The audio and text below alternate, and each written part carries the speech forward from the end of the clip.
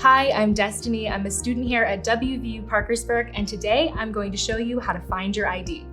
To find your ID, type in findmyid.wvup.edu. You will need to input your last name, date of birth, and the last 4 digits of your social security number to do this.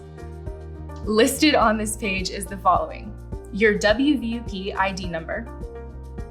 You will need this for services such as financial aid, the business office, tutoring and testing, and the Center for Student Services, online bookstore, and more. Your WVUP network ID. This is the first part of your WVUP email address. This is used for logging into Blackboard and other WVUP services. Your WVUP email address contains your network ID, and this is used for Gmail and other WVUP services. Finally, your default password is your date of birth using 6 digits. It's used when you first log into Blackboard, OLSIS, and other WVUP software.